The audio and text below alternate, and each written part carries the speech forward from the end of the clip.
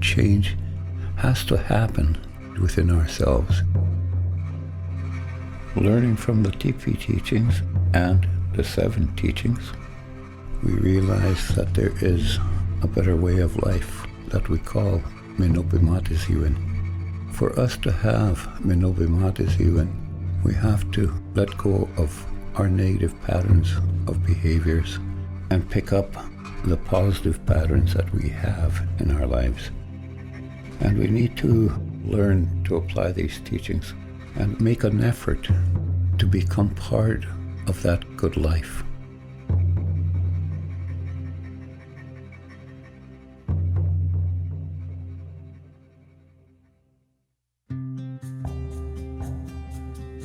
Onashowewin is proud to introduce the Aanii Achi Mowin project. This is the beginning of a new chapter for Onashowewin. Onashowewin is in constant pursuit to provide meaningful programming and restorative justice. We try to utilize our customary ways of doing things in today's realities. We recognize the challenges that our Aboriginal community faces, and we know that there is the potential for a better way of life. As individuals, we all pursue Minopimatiziwin, or that good life. We at Onashowewin want that for the people we work with, both those harmed and those causing harm and coming into contact with the law, where they can assume responsibility for their actions and where, with our help, they can repair the harm resulting from their actions. In the work that we do, we want to see a safer society, and we want to curb the over-incarceration and institutionalization of our Aboriginal people. To do that, we are responsive to the needs of our clients in the work that we do. We are able to recognize that many of the people we work with have struggles in their lives and have many scars that have never healed. With that understanding, we help people assume responsibility for their actions while aiding them in finding a healthier path to travel. There is a quote that I am mindful of. It is by Anatole France, and it says, "The law in its majestic equality forbids the rich, as well as the poor, to sleep under bridges, beg in the streets, and steal bread." This quote is slighting justice because justice does not account for the poor, the colonized, and the marginalized. And as Aboriginal people, we are disproportionately faced with marginalization and poverty. We understand that at Onashowewin. We see how people struggle with addictions, poverty, sexual and physical abuse, intergenerational effects from your residential school, and the effects of the involvement in the CFS system. When people are struggling, it is harder to live your life within the law, and further to that, many Aboriginal people have such poor quality of life that a life of incarceration offers them a better quality of life than that of the Canadian society. At Onashowewin, we understand the many intricacies of the realities for Aboriginal people. We want to escape the vicious cycles that we are currently trapped in. Our young people need to know their histories and be able to chart a positive course for their lives and for the generations to come. Onashowewin cannot do all of those things for people we serve, but we are ever strategizing ways to engage people and provide tools for them so that they are able to find peace in their lives. One of the main goals of Aanii Achi Mowin is to bring together people in the Aboriginal community that are pursuing and realizing that good life. And in this video, they will share some of their understandings that have made significant change in their lives and in our community. We want them to share with those who may be faced with struggles. In our history as Aboriginal people, our identity and traditional ways of living were seriously compromised over centuries. In understanding our history, we can pinpoint where the damage occurred that led us to today, where people have become overrepresented in the most negative fashions of society. Our people are filling up jails and prisons. We economically are the poorest of the poor. We make up the highest rates of suicide. We have significantly lower life expectancies. We are more likely to die as a result of violence, and it goes on and on. The meaning of Aanii Achi Mowin in Ojibwe means to continue sharing. The teachings in this video are a great start to help people find that good life. Onashowewin offers meaningful programming, and in this video, many wise people have provided great insights on ways to help yourself heal and to find peace in your life.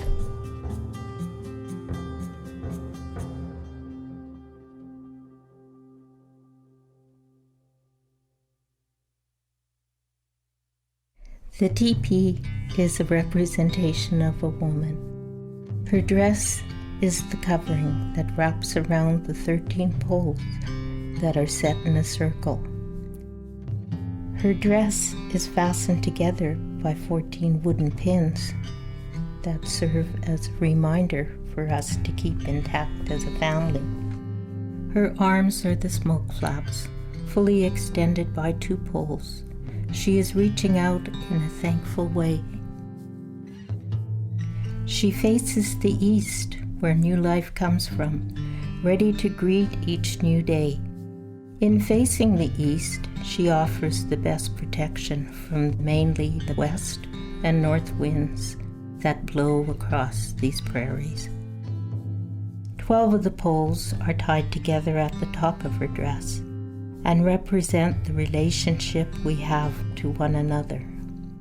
The rope is then extended to the ground inside the teepee and tied to a wooden pin to strengthen the tie or the relationship.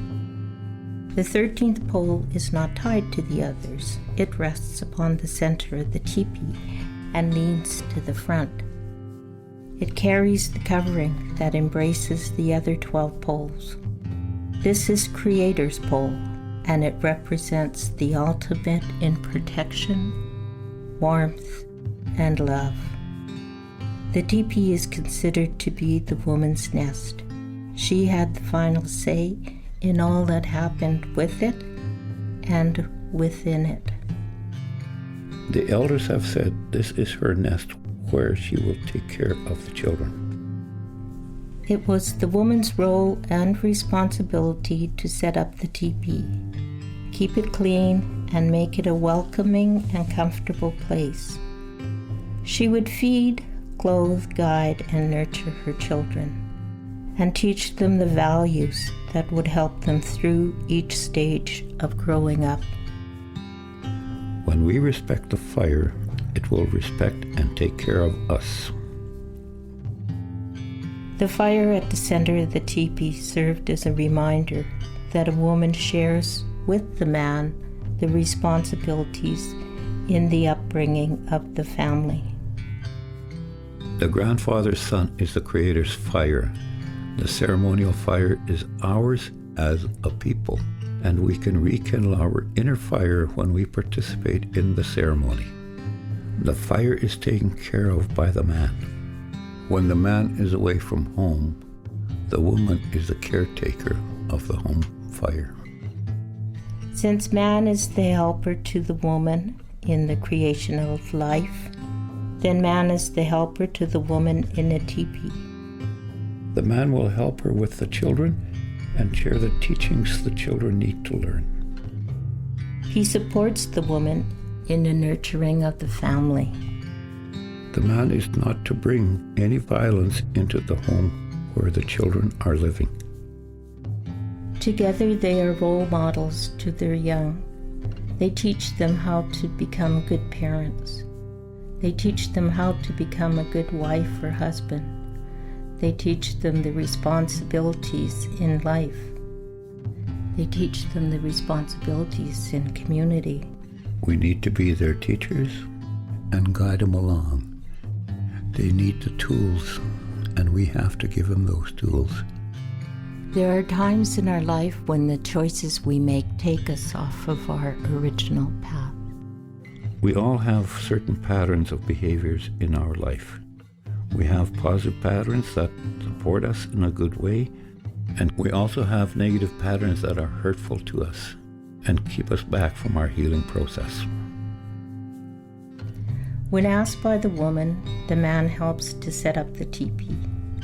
He helps to keep it clean and kindle the fire. His role and responsibilities was to protect and provide the necessities of life inside the teepee. He is always to do this in a kind, gentle way. In this way, balance was placed in the home. All children were taught the teachings symbolized by each pole in the same order since birth. These teachings serve as a guide for a happy, safe, healthy living. The first pole was obedience, followed by respect. When we have respect for ourselves and others, they have respect for us.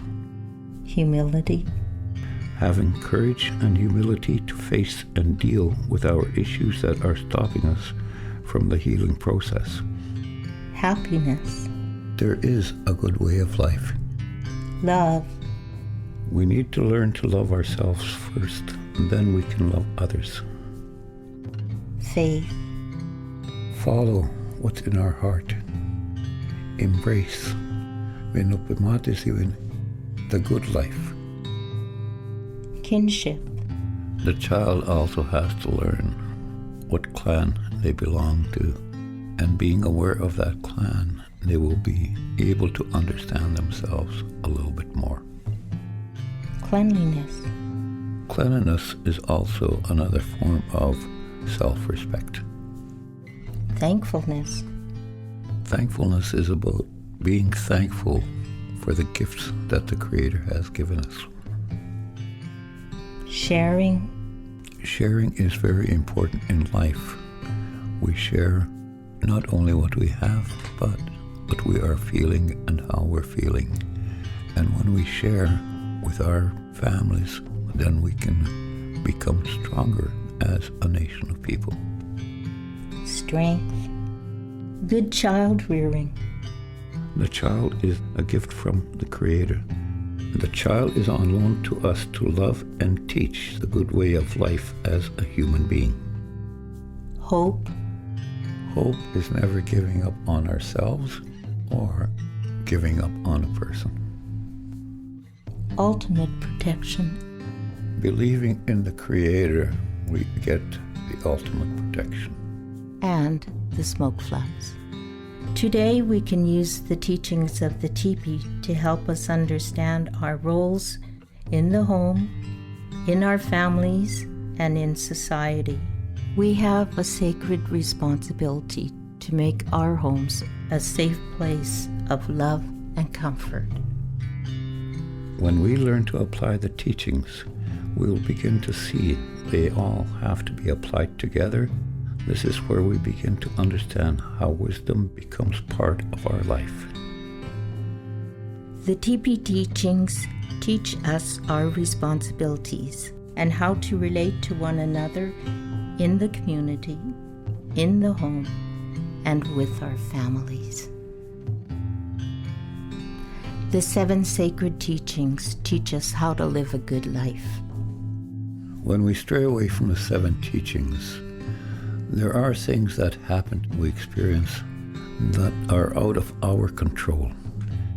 These are times when we come in conflict with the law because of alcohol, drug abuse, or other violence that happens in our lives. When we realize that we've strayed off those 7 teachings, we need to let go of the negative patterns for true healing to happen. We need to do this by applying the TP teachings and the 7 teachings in our life. We can apply those teachings and overcome those obstacles so that we can move on in our healing process. By learning and applying the teachings, we can become a better person. Maybe we've already begun that journey on that red road of life.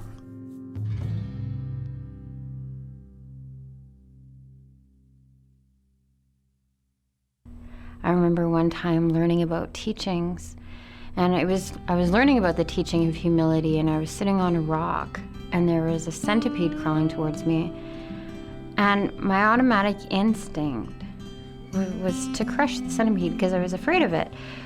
But as I was thinking those thoughts, the elder was talking about how no life is greater or less, and so, who am I to think that my life is more significant?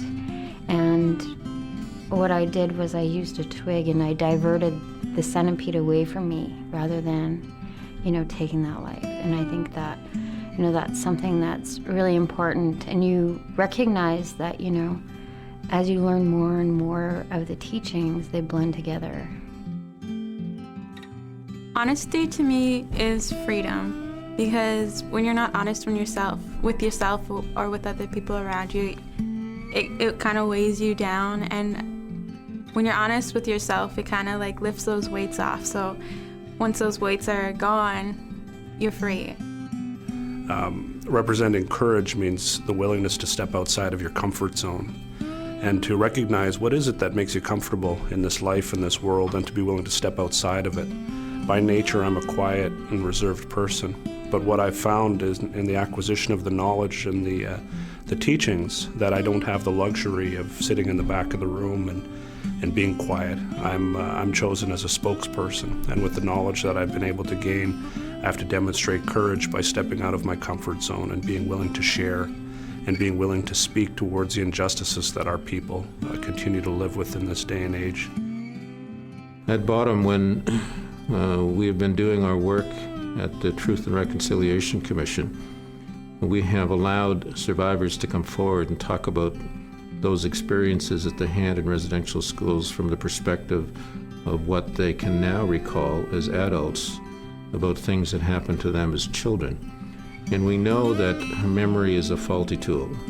And we know that the things we recall today are influenced by the things that have happened between the original incident and today, and therefore may not be an accurate reflection of everything that occurred at that time. So it is about how we perceive things today of something that happened some time ago. But we have never challenged anybody about that. We have always accepted that they are speaking truthfully and that they are telling us the truth as they see it. And what we're trying to do, and what I think everybody needs to understand is an obligation around truth, is that we have to allow people to come to terms with that truth for themselves. And once they have settled upon what their truth is, then we have to help them to come to terms with that and to reconcile with it, to be able to put it somewhere so it isn't always a burden, and that it can be something that they can utilize as they go forward. I think the teaching of respect is demonstrated by the fact that there's three of us sitting here talking to you about respect instead of one. Respect is about working together. It's about understanding what you got available to you and using every single resource that is available.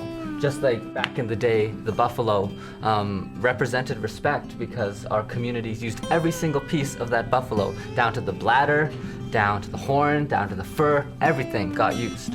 And so today, what does respect mean? Respect means we got to use every part of ourselves. We got to use our minds, our bodies, our hearts, and our spirits. But we also have to use the supports that we got around us in our family, in our friends, and we have to respect ourselves enough to know when we have to ask for help and respect the people helping enough to accept the help.